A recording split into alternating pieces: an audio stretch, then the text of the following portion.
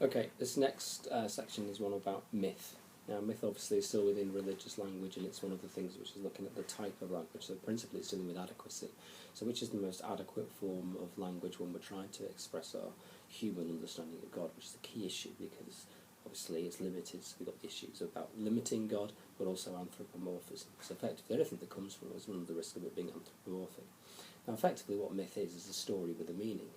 Now the idea is that by using myth, that we can make positive truth statements asserted through story. And the reason that we can make this is because principally it is non-literal. So we're not literally saying that that is true, but it is almost what we call true to life. Another one of the benefits is that people believe that it's involved language. So whereas analogy is very technical comparison, with myth it is much more about engaging in the story and then therefore getting a higher understanding of it.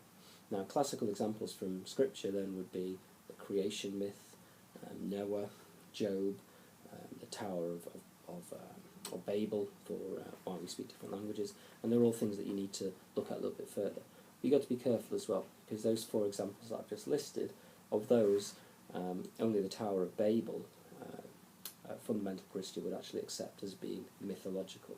And even the Tower of Babel, some literalist Christians will not accept it, although most will accept that it is a myth. It's a story with a meaning, particular expression. Now it goes back to Plato as well, and obviously the allegory of a cave, which is a myth. You know, Plato believes that effectively it's a mode of understanding.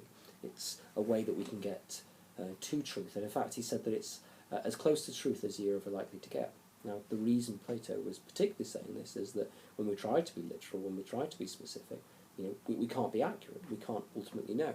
So when we set out with the intention of not saying that it's literally true, then we will get closer to the truth because we're not trying to pin it down. So it deals with the limiting aspect because it's not saying that this is literally true. It's simply a symbolic story. And it also deals with the anthropomorphism because it's simply a way of us relating to it as opposed to, again, saying that that is what is right and what is wrong. Another issue that we need to look at with myths is a question about appropriateness. So when we use myth, it becomes inappropriate to say that something is incorrect or that something is correct, so something that's true or false. Because again, going back to it, it's simply a mode of understanding. The idea is that it contains truth, or the idea, another quote, that it's true to life. And the example that I often use for that is both Catch-22 and Dr. Zhivago.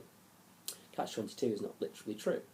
It's not even based on real-life events. It's a parody of war. But the idea is that it is true to life, that they represents the feelings and the hurt and the upset and the black humour, the sheer absurdity of war. Similarly with Dr. Zhivago, it's a love story, it's not true, it's not real, the people did not exist. But many people who either read it or watch a dramatisation of the story will believe that it is an accurate representation of love. So it doesn't need to be literally true, the idea is that it's true to life. Now, the idea is that when we use myth, that we get effectively closer to God, but also closer to the religious truth. Now, it's also associated with Bultmann. Now, you could get a specific question about Bultmann, but you've got to use it very carefully. Bultmann does not support myth, but neither does he necessarily criticise it. What he wants us to do is to be able to identify what is mythological and what is not, which was part of the problem when I was talking about creation and Noah and Job and so on.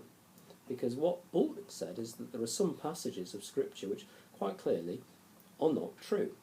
They go against our scientific understanding. And we look at this with the Scripture.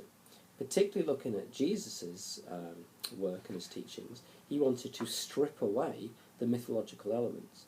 So what we're going to do is, Jesus did not perform those miracles, but he did say the words. And the reason for doing this is Bultmann wanted to get what's called the kerygma, which is a Greek word for truth. What was the truth behind Jesus' message, his teaching? What things did he actually say? So by demythologizing, by identifying what's mythological, we can then get to the heart of it. Now, in terms of criticisms, both of myth and of Bultmann, well, obviously, literalists are not going to be happy with either. They're not going to be happy with Bultmann because you're affecting God's holy word. They're not going to be happy generally with the process of myth because a lot of stories which we're going to see to be mythological, they're going to believe literally happened. But the real problem comes with the identification. it's okay for me as a scholar to say, well, creation's a myth. But you know as well as I do that there are some students in your year who would disagree with that and believe that creation is literally true.